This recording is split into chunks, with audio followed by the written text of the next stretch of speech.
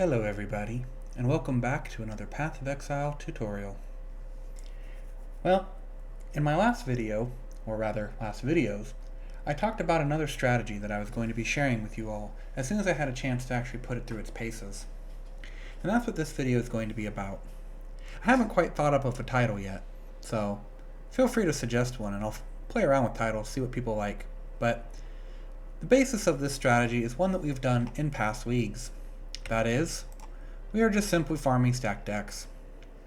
Now, what you see here in my inventory, with the exception of that map right there, all of this came from just one map. That is to say, I got 100 stacked decks in one map. Now, some of you may have seen other content creators who've put out videos talking about this exact same strategy and thought, gee, they were talking only about getting 80. Or they were talking about getting 100 and something, blah, blah, blah. Well, this was 100 stacked decks.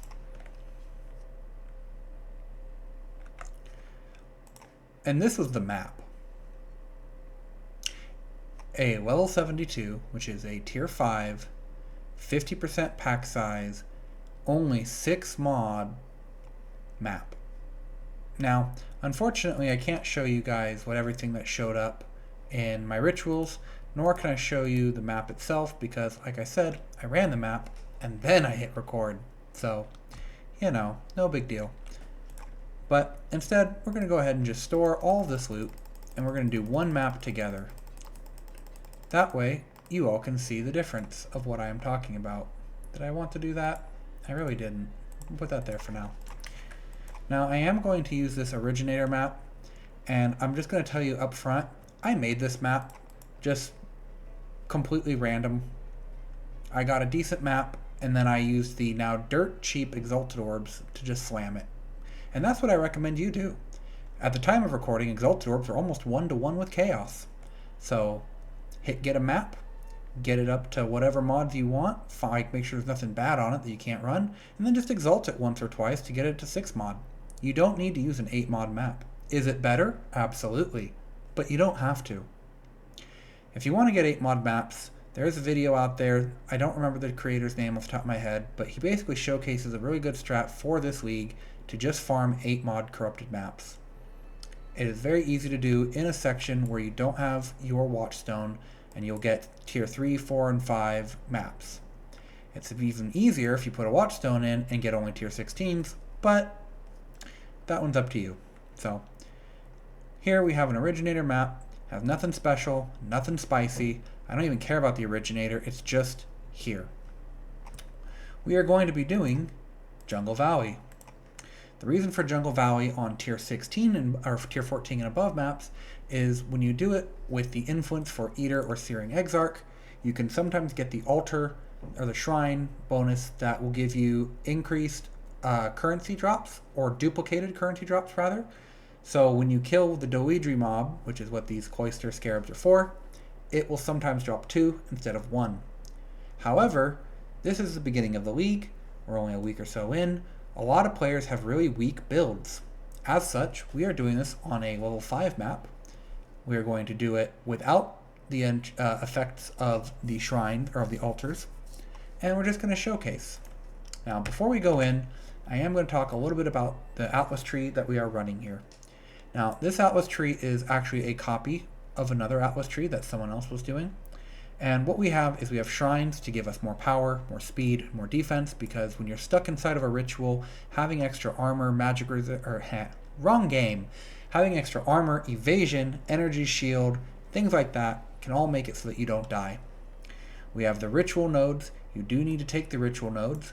These will make it so that you have 4 rituals in every single map, and each of these rituals will always have multiple rerolls. Very handy for getting stuff at the beginning of a week, but even all throughout the week. Now, unfortunately, because we are doing tier 5 maps, the bases that we can get out of the ritual will not be very good. In fact, most bases aren't even going to be worth taking.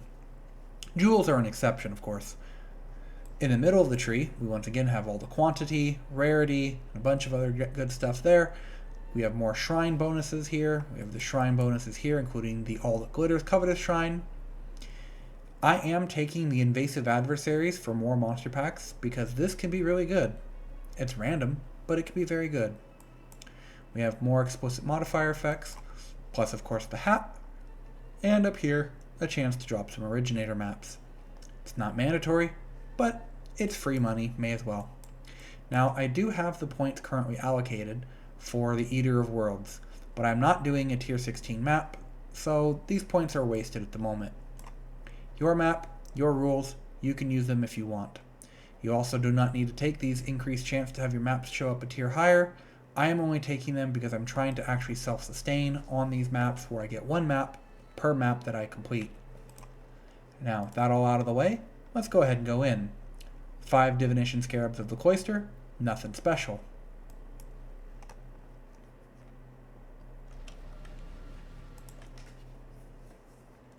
Stay sane, Exile. Too late. Alright, now, as we can see here, we have 55% more maps, don't really care. 50% increased pack size, almost. I wish this was actually 50, but that's okay. We have 52 total additional packs. Nice. Some rarity, quantity, these don't matter at all. Monsters gain extra fizz as, that's dangerous. A bunch of other random stuff that doesn't really matter, and we are cursed with Enfeeble. There's also a Delirium mirror. We do not want this mirror, so we're actually going to blink past it after we turn on our Blade Vortex. Now, as those of you who have done this before will remember, these maps have the Doridri mobs that have proximity shields. A lot of builds struggle with these proximity shields. But you know what build does not struggle with proximity shields? Blade Vortex. And Righteous Fire. But GGG decided to nerf my beloved this league, so we're not doing that right now. So we just run through, kill everything, super easy, super quick, lots of explodies, very nice stuff. We're going to actually hug the outside wall here just because we can. You'll notice we're not grabbing the shrines right now. We can grab the shrines, but I am choosing to save them for when I need them. Which is notably basically when I come across the rituals. Or when I lag so hard that I die instantly. That's always fun. Thanks, GGG. Now, it's not really GGG's fault that they're being DDoS'd right now, but it does make playing their game incredibly painful. We're going to do this. We're going to turn off the Delirium encounter because we just do not want to deal with the Delirium. Alright, so let's get back to it. Yeah, sure, we'll take this. Why not?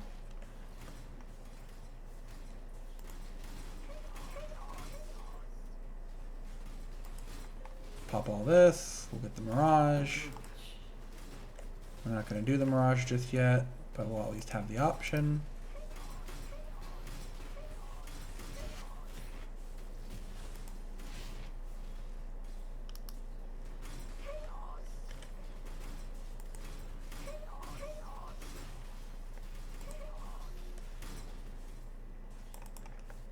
We did unfortunately get a ritual in here, which is not what we want, but that's okay. Alright, so now we've killed basically all the map. There's still some stuff flying around, rares, things like that. So now we're going to go ahead and start picking up all the stacked decks. We're going to pick up any scarabs that drop that show up on our loot filter, things like that. We're going to keep track of the ones that appear in rituals like this. So this one, we have 4, 5, 6, 7, 8, 9, looks like we had 10, 11 monsters that spawned within the actual ritual. This is really good. You do need to pay attention to how many appear. You don't need to necessarily keep track, but if you see a whole bunch within a ritual, then you know that that's the first ritual that you want to do. When you do these rituals, the monsters get respawned exactly where they were. If they were standing on top of the ritual, they get to come into the ritual. If they were not, then they don't show up. So always pay attention, make sure you grab what you need. Oh wow, Divinity Shrine. Well, in that case, we're going to go ahead and just start with this one. Can't take damage, may as well. Pop my Vol Blade Flurry, or Blade Vortex.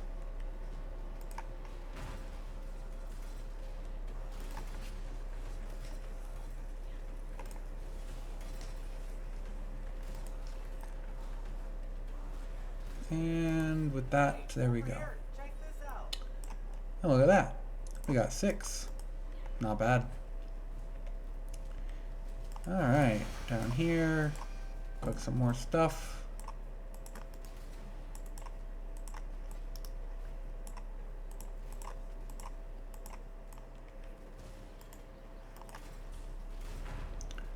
Again, the originator mobs that are in this map aren't worth anything, really. And as far as I know, you can no longer activate originators and have the petals and stuff for like reviving monsters and things like that. So I really don't see much benefit to the originator at the moment. Maybe there's something that someone else knows and I don't, and that's fine. So we've gone ahead and we've picked up all the stack decks from these areas. Here's some more. Since we saw a bunch of stack decks within the ritual, we know that there were ritual monsters that spawned originally on top of this ritual. So we're going to do this one second instead of the other one.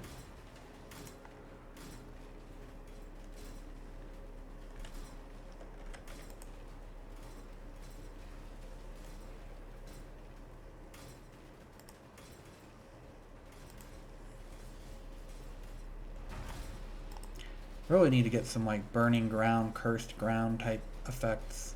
Hey, over here, check this out. 7 more, very nice.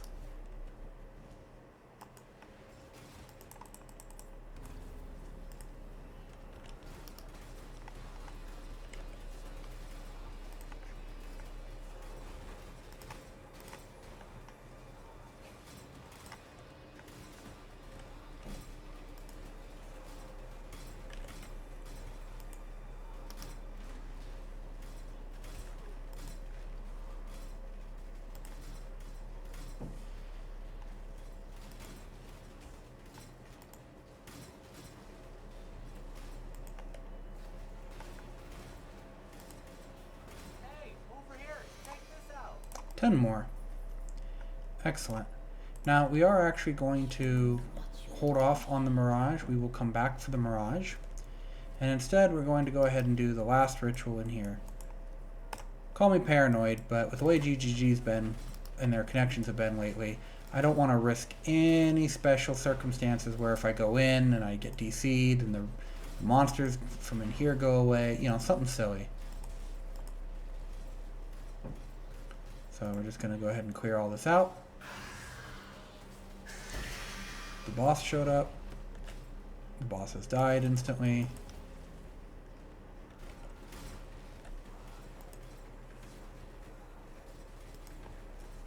Another cool thing about this arena is when you do get the ritual in it, the arena itself is exactly the size of the ritual.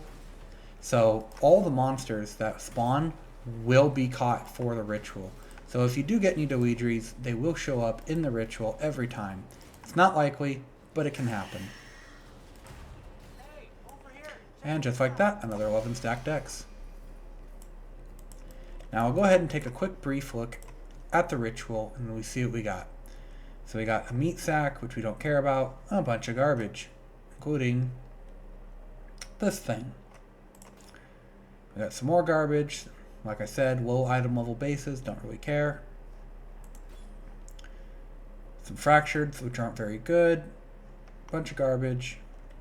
We'll take the omen just because we can. We'll also take those just because we can. I know you're supposed to technically defer this stuff until the last stage, but I have 11,000 left, and this is my last reroll. So we'll go ahead and take this stuff. That's nothing. That's nothing. Yeah, none of these really matter. I'll take that one. I'll take that. I'll take that. And there we go. And that was the ritual. Real simple, real quick. Just turn on a loot filter that takes away most of the garbage and you should be fine. You might miss a few things here and there, but honestly, you can't miss what you didn't know. Alright, there we go. Let's see here. Sure. This works. You gamble with forces you barely Alright, comprehend. so as we can see, we have only one ritual in this area. That's fine. The first map that I did, the one that I did right before this video, had 2 rituals in the Mirage.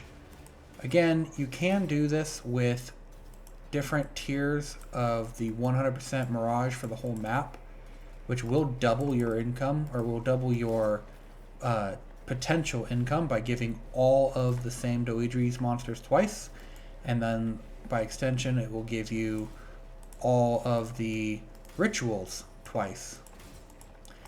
I am unsure whether or not it is worth doing that at this time.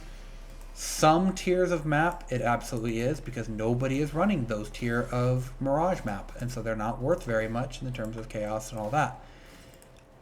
I'm just not really sure if the tier 5, tier 6, especially the tier 6 through whatever area is, because the tier 6 through whatever is actually contested for another strategy, the one we showed in a previous video, which is the essence monsters.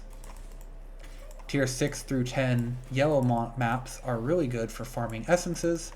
They're really safe, really easy, and so because of that, the 100% Mirage for those tends to not really be worth it. Alright, go ahead and pop the ritual. We'll see what we get, which won't be much, unfortunately, but that's okay.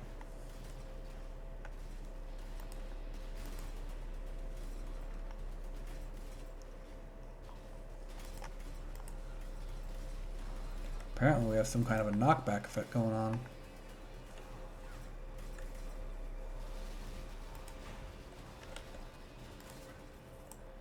And we actually got none. That's unfortunate. But as you can see, we got 20,000 from the ritual monsters because multipliers and all that. Let's see here. We got nothing good, nothing good. We'll take that just because someone will want it. Nothing good, nothing good. Take that because someone might want it. And we'll just take this stuff.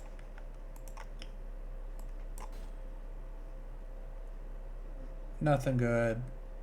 Nothing good. Oh, that would have actually been good to take, but oh well.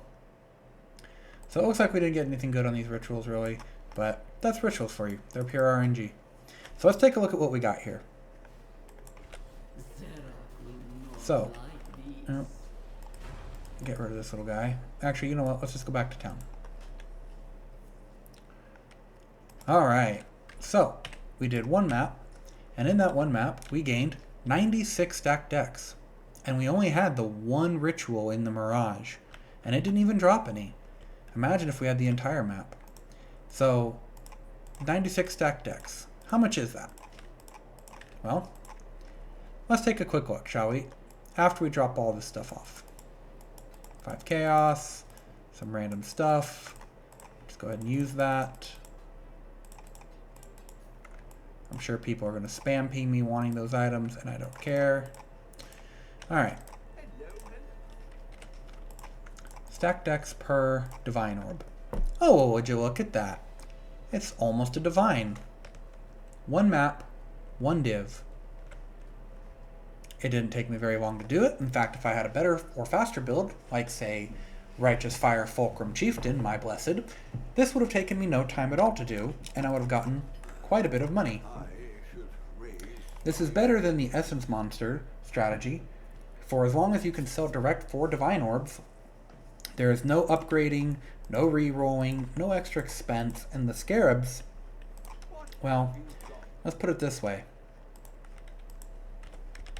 At the time of recording, 2 Divines buys me 204 Divination Scarab of the Cloister.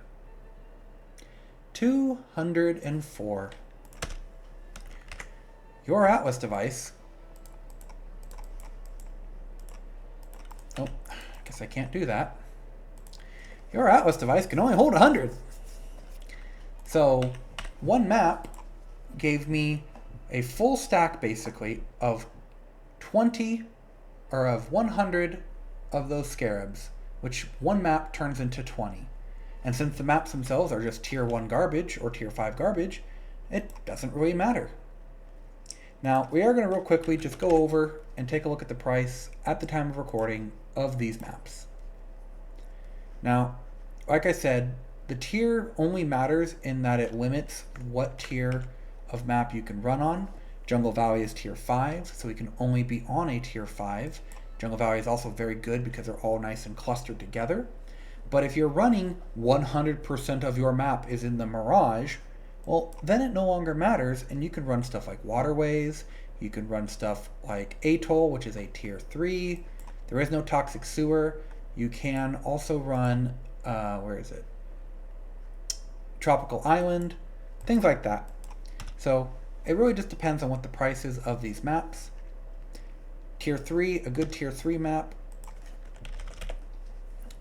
Atoll, that's not, I mean, Belfry's not terrible. You can run Belfry. Lava Chambers is pretty bad. Carcass is awful. Don't run Carcass. Necropolis doesn't really matter. You can run Necropolis. I would run either Atoll or Belfry, though. But yeah, that's about it, really. Something to consider. And remember, these maps are 30 chaos, right? But if the map doubles, or almost doubles, the amount of stack decks that you get out of it, and you go from, let's just say, 80. Let's just say you got 80, and now you get 160. Or if you didn't use it, you only got 100. Well, that's 40 to 60 stack decks, which is 2/3 of a divine, and divines are hundreds of chaos right now.